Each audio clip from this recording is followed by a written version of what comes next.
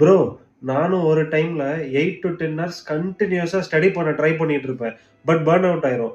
அப்பதான் இந்த life saving 3 hour ரூல பத்தி நான் கண்டுபிடிச்சேன். அது என்னன்னா 3 ஹார் ஸ்டடி பிளாக்ஸ். ஒரு 3 ஹார்ஸ் நீங்க கம்ப்ளீட்டா ஸ்டடீஸ்க்கு டீப் ஃபோக்கஸ் குடுத்து டெடிகேட் பண்ணணும். அந்த 3 ஹார்ஸ்ல ஒன்லி ஸ்டடீஸ். ஃபோன் இல்ல, WhatsApp இல்ல, ஸ்க்ரோலிங் இல்ல.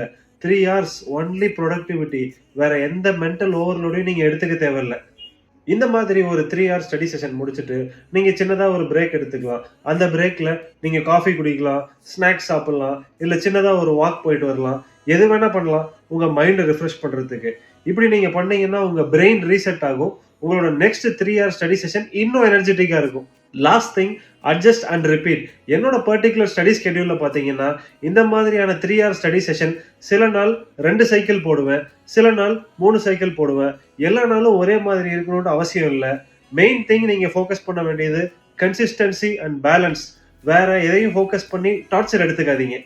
இதே மாதிரி டாக்டர்ஸ்க்கும், நீட் பிஜி ஆஸ்பிரண்ட்ஸ்க்கும் இன்னும் நெறைய ரியலிஸ்டிக் புரொடக்டிவிட்டி ஹேக்ஸ் தெரிஞ்சுக்கிறதுக்கு என்னோட பேஜ ஃபாலோ பண்ணிக்கோங்க.